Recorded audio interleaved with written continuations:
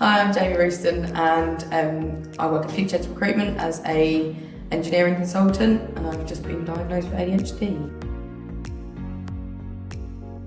I guess my journey was a bit of a mess, I guess. When I was younger, I was suspected to have ADD, which is more commonly found in girls than there is boys.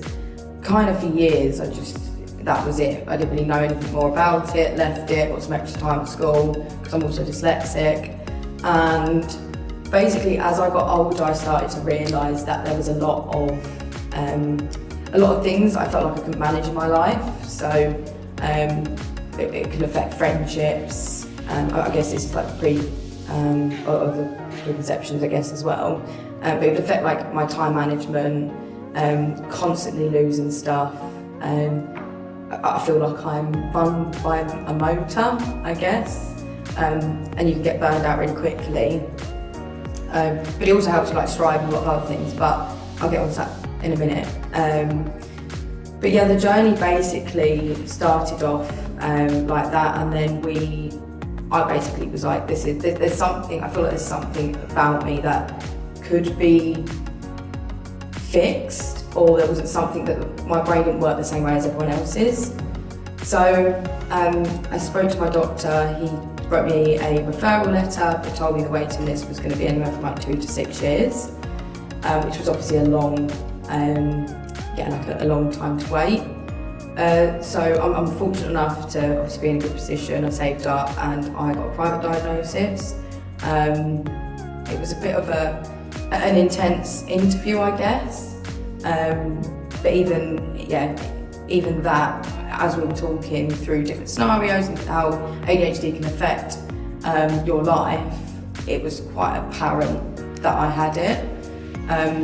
So there's definitely benefits of getting diagnosed, because if you do struggle with time management, forgetting things, if you feel like you burn out quickly, you have a social battery that drains quite quickly, overwhelmed, hyper-focusing, doing a task just because you really like it. Sometimes I'll get in the mood to clean my room or something, and I'll go ham on it for 2 hours. That's great sometimes, but then also when I know I've got to do something but I have no interest in it, I find it really difficult to do it. It's affecting my personal life, my work life. Yeah, I think that's why I wanted to get diagnosed. And then you've kind of got the preconceptions. For people that are undiagnosed with ADHD, can sometimes come across as inconsiderate or lazy. I forget my friends' birthdays all the time. It's really hard. I'll put it in my diary, even if it pops up as a reminder. If I click that off, I'm forgetting you. There's very much an out of sight, out of mind thing as well. And I think that's why I wanted to get diagnosed, because I feel awful when I forget stuff like that, but it's not my fault. So there's 3 different types of ADHD as well. So you've got inattentiveness, hyperactivity and impulsivity. Most people are higher in one than the other. I've scored in all 3. Which makes a lot of sense. I'm very impulsive, I'm hyperactive, high energy. Quite often, when things get overwhelming, I can kind of just stop, and I find it very hard to get on with something that I don't necessarily want to do, I guess. There are benefits to being diagnosed. I think at first I felt it's a bit of a weird thing to say, but I wanted to be diagnosed, so I knew that there was something, well, not wrong, but something didn't work like a neurotypical person's brain would. So I wanted to be diagnosed with something. When you are diagnosed, it's a bit of a bittersweet moment where you're a bit for me, I sat and thought, there is something wrong with me, and that's not true. Just because my brain works differently, or other people's brains work differently, doesn't mean it's wrong. My brain just works in a more unique way. So superpowers, hyper-focusing, I've already kind of touched upon that. That's a skill. I mean, if you're ever bored, hanging out with someone who's got ADHD, you're always, well, most of the time, if they kind of have the impulsivity and hyperactive part of ADHD, you're likely to do something spontaneous and something high energy. I kind of have like zero fear. So if you ask me, I'll go and do this, apart from heights, we've got like, oh, should we go and do this or whatever, I don't mind making a fool of myself, or I have like a million hobbies. So you kind of put your hand to anything, super creative. There's parts of like my brain that help me be creative for my job that necessarily other people wouldn't be. And like a really big thing as well is being empathetic. Most people, when I went to a neurodiversity meetup group, everyone had to put in what they thought their superpower was and it come up on the big screen. The majority of things that people put up was empathy. I mean, I'm quite emotionally intelligent, I'm empathetic, and I think that helps in recruitment quite a lot, because you can empathise about why people may need to go and do certain things, or why they need a salary increase, or why they have certain motivations to go to their next job. I think it is definitely a superpower, because that can give me something that other people or neurotypical people don't have. Once I did get diagnosed with ADHD, they did say they wanted to put me on some medication. They gave me 3 months for me to decide whether it's something I want to go forward with.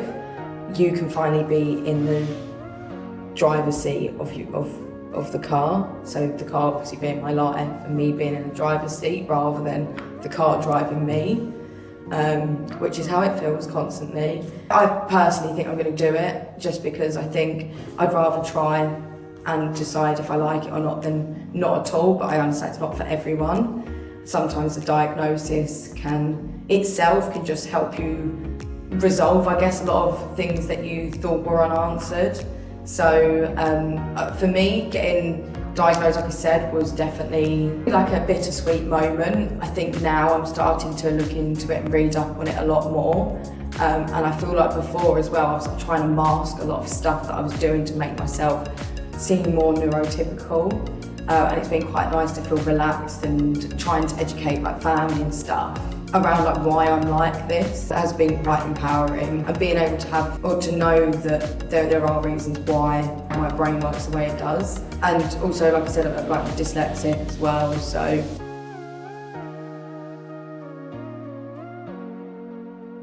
the things that I use that help me with writing and reading and grammar in general is like Grammarly and Recite Me. So there's loads of tools and stuff that can really help you with like I guess like focusing and grammar and just getting things down where you need it to.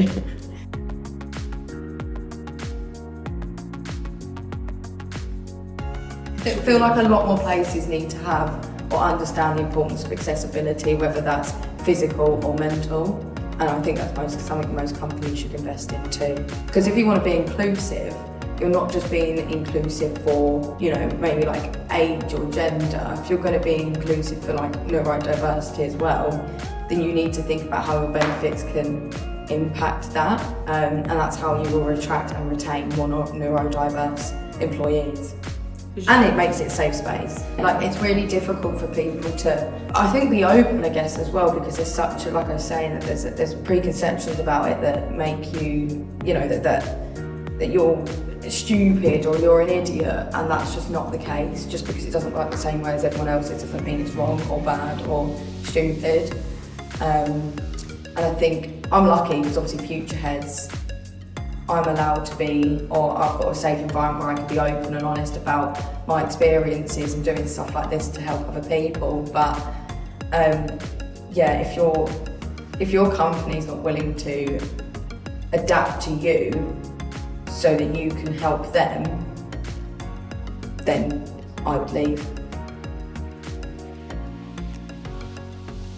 If 1 in 7 of the population are neurodivergent, there is such like a stigma, like, oh, don't tell people you've got ADHD, or don't tell people you're autistic, because people then think things of you. But in reality, if such a big part of the population are, then why is it not spoken about more often? Why is it not normalised? That needs to be something that all companies think about and families, partners, because there's things that make it difficult for a neurodiverse person to do. Every company needs to make sure they have something for that. I mean, we spoke about conscious quitting, didn't we, a couple of weeks ago, and more people are consciously quitting their current jobs and would be happier to be paid less if they showed good signs of an EDI policy or doing something tech for good. You're not going to be able to retain your staff or hire if you're just going to throw money at an issue, because that's not what the majority of Gen Z people want or looking for. I know the journey's not easy and it can take a long time, but having it has made me realise a lot about myself, has made me understand that it's not necessarily like my fault or it's not my fault the way that I am. There's a genuine disconnect in my brain, and that's okay, because it's made me realise that I'm able to do so many other things other people aren't. It's been a wild or a roller coaster journey, but it's definitely something that's helped me get to know myself better, and it's made me forgive myself for some of the things that I used to beat myself up over, and it just makes a lot more sense. Like I said, hopefully getting a diagnosis would help you feel like you're in the driving seat instead of the car driving you.